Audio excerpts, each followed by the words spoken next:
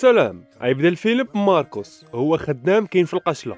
غيصوني لمراتو اللي مسكينه ما بقاش تبغى ديماري ليها الطوموبيل. سول فيها وقال لها بلي راه ما غيعطيوش كونجي حتى غدوز 3 شهور. وقررات مع بنتها هاد النهار ما كاينش المدرسه وياخذوا هاد النهار اجازه وغيقصدوا التران. في الجهه الثانيه عندنا هاد السيد هارب ليه وصاحبو قال ليه ما تعرف والو. كيقدموا واحد البروجي ديالهم شي خوارزميه اللي ممكن توقع الاحداث قبل الوقوع. وما صدقاتش ليه ما قنعوش اللجنه غير هز قشاوشو من المكتب وتحرك في التران. ملي غاديين يوقفوا في واحد المحطه بان ليه واحد الطاقيه ناض من البلاصه ديالو هاد بوكاريوس وعصير وقبل ما يخرج رماهم في الزبل. وبان ليه عاوتاني واحد شكله مجرم وكيطلقوا عليه لقب النسر. وصلت مرات ماركوس وبنته وعطاها بلاصتو ماشي مشكل السيد ريويش. وهنا كاع اللي كانوا في ديك الجهه ماتوا حيت التران دخل في واحد التران اخر ديال الشحن. وصلت لماركوس الخبار اوتو خارج من السبيطار وغتبان ليه بنت ماركوس ماتيلدا وبقى حاضيها وعيني عامرين حزن وندم. ماركوس غادي يرجع في واحد الطياره عسكريه بوحدو.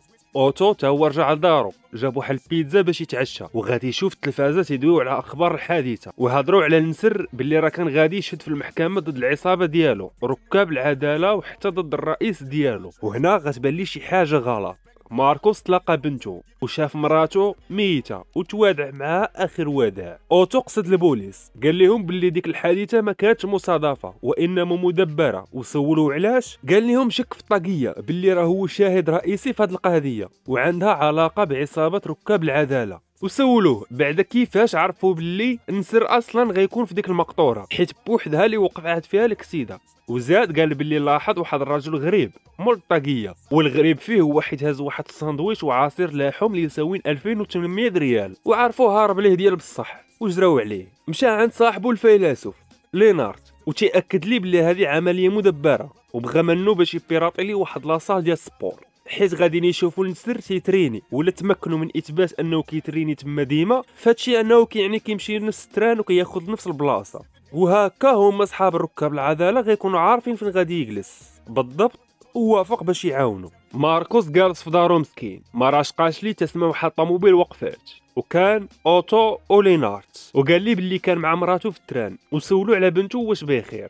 من الاخر غادي يجيهم ماركوس اشنو بغاو قال ليه اوتو باللي الحادثه ما كانتش صدفه ودخلهم الكوري ديالو وبدا تيجبد لهم مستندات ووراق تاع نسر حاله طبيه سجل جنائي سجل تليفون والمعلومات البنكيه واللي بيراطه هو لينار. سولوا علاش ماشي صدفه وراه باللي نسر ديما تيتريني في لاصال وكانوا عارفينو تيجلس في العربه جوج في الصف جوج وشارب صبعو على الطاقيه اللي باقين ما عارفين شكون هو حيت نزل من التران قبل الحادثه بشوي وشك فيه حيت لاح ساندويش والعصير. في الليله اللي قبل الحادثه كان هو نيت في المحطه بالليل وديك الساعه كان بالامكان ديالي يوصل لذاك التران ديال الشحن اللي دخلوا فيه وقال لهم جبدوا لي غير شكون هو وانا غادي نتكلف به. مشاو لعند صاحبهم الثالث اللي مخاصمين معاه حيت هضره جوج تيتفقع سميتو ايمنتالر. حزروه بواحد البيتزا اللي كبيره حيت هو تبارك الله عطاو التصويره تاع الطاقيه باش يقلب ليهم عليه من خلال تطابق بالصوره وفعلا لقاو واحد التطابق في مصر وسميتو نحاس شديد وجبد ليهم لادريس ديالو وكلشي ونسبه ديال التطابق هي 99.12%. قالوا لي اجدنا حنا لتما حنا بغينا شي واحد هنا في الدوله ديالنا الدنمارك وشكوا في القدرات ديالو هو يتفق عليهم تما وتقلق. حتى انا الاوتو بدا تيحذر فيه قال لي قلب لينا غير هنا في الدوله ديالنا ماشي مشكل وتنزل على النسبه المئويه حتى هي هانيه. ايوا سيدي لقى ليهم واحد في الدوله ديالهم نيت والنسبه التطابق هي 95% وتصدموا من المعلومات اللي شافوا وتعرفوا عليه اوتو وقال بلي راه هو هذا اللي كان في التران. الصباح قصدو ماركوس وتعرف ايمن تانر المفقوع مع ماركوس ووراو اللي لقاو بلي راه هو مهندس في البياس تاع الترانات وزيد عليها هو خو رئيس العصابات ركاب العداله. ركبوا في الطوموبيل وقصدوها دخوله العنوان ديال السكن ديالو دقوا بشويه حاولوا يهضروا معاه بكل اداب على قضيه ديال التران وبغاو يسولوه وكان مخلوع. وهنا غادي يهز عليهم السلاح الاخرين خافوا ولكن ماركوس بحال مولف هادشي رجعوا في حالهم باش يركبوا في الطوموبيل ولكن ماركوس ما تسرطاتش ليه ما رضاش يهز عليه واحد بحالو السلاح وطالبوه باش يرجع في حاله. عاود دق عليه وجمع معاه وقرد الحبو عنقو الهارب ليه تخلعوا اش هادشي ولكن المفقوع بدا يتكل فيه وهو ميت حيت اللي بحالو تيتنمروا عليه هو الشكل ديالو وبدا يركل فيه وكاع الغدا يتخرجهم فيه. قال لهم لينارت باللي سيروا الطوموبيل انا غننظف هادشي من هنا وغننظف هاد الروينه كامله ونجي عندكم. مشاو هما وهو جايب المنظفات شاف واحد الدري مربوط وكان تيعذب فيه اللي مات خلاه ومشى بلا ما يقولها لصحابو. سالا غراضو ديماراو الطوموبيل وتحركوا في حالهم. ماركوس غيتعشى مع بنته وعشيرها اللي هما بجوج وسميتو سيريوس، وكان ديجا ناف خلي عينو. ايوا العشاء ما مشاش مزيان وبقى بوحدو في الطبله. بالليل شاف ماركوس باللي كورت زعيم ركاب العداله خرج من الحبس وما عندهمش عليه تهمه وتطلق السراح ديالو. نهار اخر قال لهم ماركوس بغيتكم تقلبوا على اي حاجه تتخص هاد العصابه، شحال هما الجرائم اللي داروا وسمياتهم، المهم اي حاجه تتخصهم. وهي ترجع بنته من المدرسه وبان ليها باها مع الجروب وشافها اوتو وعوج وعرفاتو، قالت لباها باللي راه كان في التران حتى هو، حتى انتقل هرب ليه باللي هو معالج نفسي ولاقى باها معاه، حيت اوتو حس بالذنب وتيلهم راسو على الموت ديال امها، وهادشي خلاها فرحانه بالاب ديالها حيت تيعالج راسو نفسيا، والهرب ليه يكبر الموضوع ياخذ حتى بنتو يدير معاها جلسه علاجيه، وخا هو ما فاهم حتى حاجه في هادشي. الدري اللي كان مربوط ربطوه تاني، حياته دوزها غربيط. سولوه على شكون اللي قتلو، قال لهم سمع سميه ديال ايمنتالر، وايمنتالر هو اللي كيتقلق بالضربه. ايمنتالر تعصب عليهم كيفاش غيخدم معاهم في الكوري وهما جايبين ليه بيسيات ضعاف كور اي9 والشاشات اللي خدام بهم الجوده ديالهم ناقصه تاع التيليجو، وتقلق عليهم عاوتاني. طلبهم باش يمشيو لدارو ويجيبوا ليه الوحش ديالو اللي الله يعطيني شي واحد بحالو. ركبوا في الطوموبيل الزبره هي دوله وصلوا لدارو اللي تما كانوا ركاب العداله. زيدوا المربوط وسولوه واش هما هادو، قال لهم ماركوس سمعهم تيهبطوا الزاج وقال لهم تحذروا، بداو تيتيريو وهما مخبين من الزبره. الطوموبيل حداهم، نزل منا خونا جاب الله السلاح ديالو ما بغاش يخدم، اما كون شتتهم جرى ليه ماركوس ضربوه وخدا ليه السلاح وقتلوه هو والشيفور، ومن وراه خلص على الباقيين. قال لي غير المربوط طالبوا لينارت ما يقتلوش وياخذوه معاهم، والمربوط سميتو بوداشكا. رجعوا للحظيره. ايمنتالر قال لماركوس ملي عرفونا ولقاو الدار ربما خاصنا الاسلحه ندافعوا على راسنا، ويعلمهم يستخدموه. غتجمعوا الليله كامله وتعشوا بحال شي عائله صغيره، طفاو الضوء وكل واحد شد بلاصتو باش يرقد.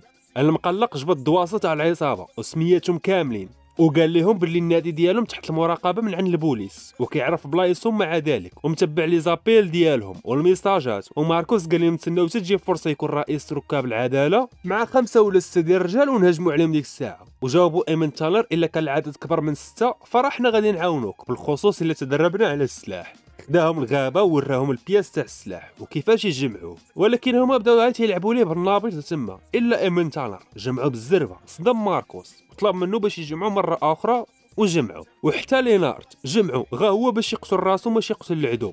سكواد ديال الله يحسن العوان. بالليل غيجلس اوتو وماتيلدا بنت ماركوس يتصوروا، وعشيره دار لهم فيديو من بعد غادي يحطوه في الانستغرام. ايمنتالر قال لماركوس باللي نولر وشي 7 اخرين غيتجمعوا الليله في واحد المطعم قريب من البحر، وحتى كورت الرئيس غيكون تما، وهاد الفرصه هي اللي عندهم الا مشات ضاعوا في الانتقام. طلب منه باش يجمع السكواد. تحركوا في الطوموبيل واوتو تيحاول يقنع ماركوس يرجع على هذا القرار، يقدر انه تجي فيه شي قرطاسه ويموت، وباللي راه ما غيرجعش لك هادشي مراتك. قال لي اسكت ولا غنهرس لك النيف ديالك. هو يسكت، واحد شويه هضر وهرسوا ليه غيبوا ولاحوه في الطريق غا زايد عليهم. الطوموبيل ولا فيها السقيل، حتى قال ليه لينارت بلي راه ماتت ليه بنته بكسيده. وصلوا للمطعم وخباو وجوههم وما كانش كورت تما. العصابه ركبوا في الطوموبيل، نزل ماركوس وايمنتالر بالسلاح، تيرا عليهم قتلهم ماركوس كاملين الا واحد اللي بقى من جهه ديال ايمنتالر ما قدرش يقتلو، وكمل عليه ماركوس. ثلاث المهمه ورجعوا في حالهم وهزوا اوتو من طريق فاق من الكومه. بنت واحد من العصابه جات ورات اوتو مصور هو ماتيلدا، واللي ناشر الفيديو سيريوس اللي هو عشير. لينارد جالس مع بوداشكا وقال لي بلي راه جا هو واللي قتلو ماركوس اللي طردق ليه عنقو في الاول، باللي راه جاو في الطياره نهار اثنين نهار الحادثه ديال التران، يعني راه ماشي هو اللي كان في التران. ناض عاود قلب ولقى راسو بلي راه زلقو، وراه هادشي كامل غير غلط. اللي كان في التران هو هذاك المصري فعلا اللي لقى ليهم ايمنتالر وما تيقوش. تجمعوا قالوها لماركوس باللي الحادثه فعلا كانت غير حادثه ماشي عمليه مدبره، وطلبوا السماحه حيت غلطوا. وهنا ماركوس مسكين دخل في واحد الحاله خايبه وبدا تيغوت عليهم، وضرب راسو مع الزداج هرسو، واي حاجه جات قدامه تيهرسها. وجا عنده اوتو حاول يعاونو ويواسيه في هاد المحنه لانه تصدم شحال قتلو ديال بنادم على والو. جلس اوتو هو وماركوس تيهضروا، وكان خاصه هو اللي يموت في بلاصه ديال مراتو، وعاود لي على بنته اللي ماتت وتيتمنى له فرصه وحده يتجمع معاها فيها، يهضر معاها ويغضب منها ويتقلق عليها، وهادشي ما بقاش بامكانه. في حين ماركوس تيقول لي باللي انت راه باقي عندك بنتك، اي خاصك غير شويه تاع الوقت وتولي تفهمها، حيت بيناتهم مشاكل وما كانش تيشوفها بزاف. وطلب منه السماحه حيت هرس ليه النيف ديالو. سيريوس خارج يديماري السكوتر ديالو، شدوه العصابه وسولوه على فين كاين اوتو وعطاهم العنوان. ماركوس خرج من الحظيره وحس بشي حاجه ماشي هي هادي وجرى لدارو اللي كانت فيها العائله ديالو وصحابو. بدا تيدخلهم القرطاس، جا هبط بنته وطفى الضو وطلب منها باش تمشي لبيتها وتخبى تحت الناموسيه وما تخرجش واخا يوقع اللي وقع. دخلوا عليهم للدار، خدا الواحد السلاح قتلو هو واللي كان معاه، وتا هو تصاب بقرطاسه. بنته لقاها واحد وغادي ياخذها رهينه. في الدار الاخر ماركوس تيصف فيها الواحد مورا واحد بوحدو، حيت اللي معاه مخبين تيتسناو هو يحامي عليهم. بداو تعيطوا ليه من برا باش يخرج ولقاهم شادين ليه بنته وعشيرها، واستسلم وهبط السلاح ويديه مورا راسو. ايوا هنا غادي يرجع السكواد ديالو، اخيرا داروا شي حركه قتلوهم كاملين. داكشي اللي علمهم ما مشاش خلا، وهو ناض قتل رئيس ديال العصابه. ماركوس هز بنته اللي تضربات في كتفها بقرطاس غلط من عند صحابه، هو الضربه عنده كانت اخطر. تكاو على واحد الشجره وجلسوا حداها، وماركوس غادي يغيب، وجات الامبيلانس والبوليس في الوقت المناسب. من بعد غادي يتجمعوا في العيد كاملين كعائله كيف كنا، وجابوا لي من تانر بوق حيت كان كيعزف شحال هادي عليه، وطلبوا منه باش يسمعهم. قاد تلاقمو وبديت يسمعهم، كان غير تيخربق. قمعوا لي نارت وتفقع لي مع عاوتاني تقلق، حزروا اوتو وشجعوا، وغادي يجلس هاد المره ومزكهم. وتا لهنا غيكون الفيلم سالا. ما تنساوش لايك وسبسكرايب. تهلا.